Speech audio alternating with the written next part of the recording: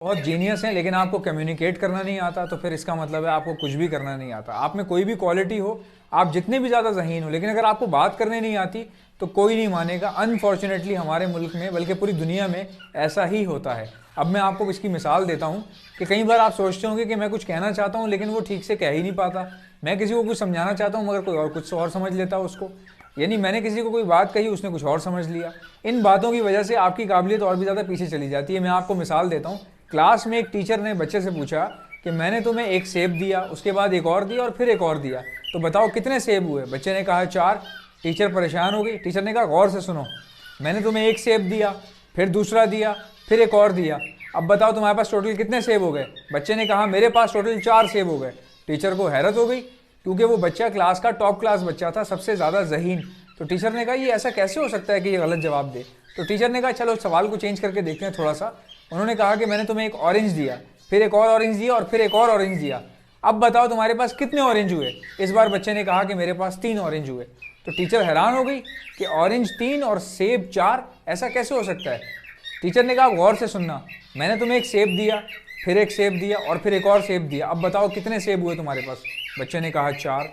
अब टीचर को कुछ गड़बड़ लगी। टीचर ने बच्चे को साइड पे किया और पूछा कि जब मैं तुम्हें ऑरेंज दे रही हूँ तो वो 3 है, जब मैं तुम्हें 3 सेब दे रही हूँ तो वो 4 हैं, कैसे। अगर मैंने तुम्हें 3 सेब दिए तो वो 4 कैसे हो रहे हैं। तो बच्चे ने जवाब दिया कि एक सेब मेरे बैग में पहले से है। अब बच्चा अपनी जगह ठीक था लेकिन टीचर भी गलत नहीं थी। कई बार क्या होता है कि कोई गलत होता ही नहीं है लेकिन हमें अपनी बात कहनी ही नहीं आती, या हम उस बात को उस तरह से कह नहीं पाते। तो यहाँ पर क्या हुआ कि ना टीचर की गलती थी ना बच्चे की। टीचर ने सवाल पूछा कि मैंने तुम्हें 3 सेब दिए, बताओ कितने हो गए। तो एक उसके पास पहले से रखा हुआ था बैग के अंदर, तो उसने कहा 4। बच्चा भी गलत नहीं था और टीचर भी गलत नहीं थी कि जब मैं 3 दे रही हूँ तो 4 कैसे हो रहे हैं। अब मैं आपको समझाता हूँ। आप में से कई लोग बहुत ज़्यादा काबिल होंगे, उनकी कंपनियों में प्रमोशन उस तरह से नहीं हो पाता होगा जिस तरह बाकियों का हो जाता है। कई लोग ऐसे होंगे जो बहुत काबिल होंगे लेकिन कई बार ऐसा होगा कि उनको बेचारों को नज़रअंदाज किया जा रहा होगा। आपके ख़ानदान में कई लोग ऐसे होंगे जो बहुत ज़हीन है मगर उनको बेवकूफ़ समझा जाता है। क्यों? क्योंकि उनको बात करने नहीं आती। आज के दौर में बात करना भी थोड़ा बहुत ज़रूरी हो गया है। मैं हमेशा कहता हूँ कि ज़्यादा नहीं बोलना चाहिए इंसान को, लेकिन सही मौके पर सही बात कर देनी चाहिए। वहाँ पे आपको रोकना भी नहीं चाहिए। जहाँ पर आपको लगता है मुझे स्टैंड लेना चाहिए या मुझे मेरी पर्सनैलिटी का स्किल शो करना चाहिए, वहाँ पर आप कर दें। हर जगह करने की कोशिश ना करें। अब मैं आपको बताता हूँ, कहीं क्रिकेट की दुनिया के ऐसे बेहतरीन खिलाड़ी जो कैप्टन नहीं बन सके, सिर्फ उनको बोलना नहीं आता था। सचिन को तो आप सब जानते ही होंगे कि किस तरह एक मास्टर ब्लास्टर के नाम से मशहूर बैट्समैन जो हर तरफ अपने दिमाग से शॉट खेलता था। सचिन के बारे में ये मशहूर था कि वो बैट से नहीं खेलता बल्कि दिमाग से खेलता है।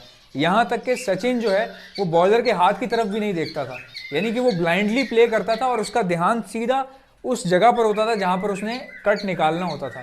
तो इतना दिमाग से खेलने वाला प्लेयर कभी आज तक एक सक्सेसफुल कप्तान नहीं बन सका। उसकी वजह यही थी कि कन्विंस नहीं कर पाता था। जब आप बोल नहीं पाते तो आप कनेक्ट नहीं कर पाते, जब आप कनेक्ट नहीं कर पाते तो आप कन्विंस भी नहीं कर पाते, कन्विंस नहीं कर पाते किसी को। तो कन्विंस ना करने पर आपको नुकसान होता है, आपकी क्वालिटी नज़रअंदाज हो जाती है। लोग कहते हैं यार इसको क्या पता, इसको बात करने नहीं आती, सिर्फ इन्हीं बुनियादों पे। तो याद रखें, बात करना कैसे सीखेंगे, जब अच्छे लोगों को बात करते हुए सुनेंगे, वहाँ से सीखेंगे। अगर आपको लग रहा है कि मैं थोड़ी बहुत ठीक बात कर रहा हूँ, तो ये मैंने किसी किताब से नहीं सीखा, किसी वीडियो से नहीं सीखा, बल्कि लोगों से सीखा है। अगर आप गलत लोगों में बैठ के सही चीज़ ढूंढने की कोशिश कर रहे हैं तो वो आपको कभी नहीं मिलेगी। यानी कि अगर आप किसी गूंगे से बोलने की तैयारी सीख रहे हैं, किसी गूंगे से बोलना सीख रहे हैं, तो फिर आप कैसे सीखेंगे। पहले लोग सही चुनें कि मैं किन लोगों में उठता बैठता हूँ, ये देखना बहुत ज़रूरी होता है। कई लोग फजूल बोलते हैं, फालतू बोलते हैं, तो उनके जैसा बोलना नहीं सीखना आपने, बल्कि आपने काबिलियत अपने अंदर लेकर आनी है। तो वो लोग चुनें जो आपसे बेहतर हों, उनमें बैठने की कोशिश करें, उनसे सीखने की कोशिश करें रिस्पेक्ट के साथ। किसी को रिस्पेक्ट देंगे तभी वो आपको कुछ ना कुछ चीज़ें बताएगा, और यहीं पर ही वही टाइम होता है जब आपको सीखने का मौका मिल जाता है। मैं बहुत सारे लोगों में उठा बैठा, बहुत सारे लोगों को मैंने जज किया और मैंने ये सोचा कि इनमें से कौन कौन सी क्वालिटीज़ हैं जो मैं अपने पास अडॉप्ट कर सकता हूँ। उन्हीं क्वालिटीज़ को, डिफरेंट लोगों की अंदर से मैं अडॉप्ट करता रहा और उनको सबको एक पर्सनैलिटी में ढालकर, थोड़ा सा स्टाइल अपना लगाकर एक नई पर्सनैलिटी मैंने बना ली। इसी तरह आप भी अगर चाहें तो आप अपने ऑफिस में, अपने स्कूल में या अपने कॉलेज में या अपने बिजनेस के अंदर अपने बोलने चालने को ठीक करके आप अपनी बहुत सारी चीज़ें बेहतर कर सकते हैं। मार्केटिंग में ही देख लीजिए, जब कुछ बेचना होता है तो जब तक आपको बोलना नहीं आएगा आपकी चीज़ नहीं बिकेगी। बहुत कम चीज़ें ऐसी होती हैं जो सामने दिखाने से ही बिक जाती हैं, लेकिन अमूमन ज़्यादातर 95% चीज़ें वो होती हैं जिनके बारे में बताना पड़ता है कि ये है क्या, तब जाके ख़रीदने वाला कन्विंस हो जाता है। तो कनेक्ट करना बहुत ज़रूरी है, बोलने से कनेक्ट किया जाता है। कभी भी बात करने को गलत ना समझें, ज़्यादा बात करने को गलत समझा जाता है, लेकिन सही मौके पे सही बात और ज़रूरी बात हमेशा कर देनी चाहिए। आई होप कि मेरी वीडियो आपको अच्छी लगी होगी। मिलते हैं आपसे नेक्स्ट वीडियो में, तब तक के लिए अल्लाह हाफ़िज़।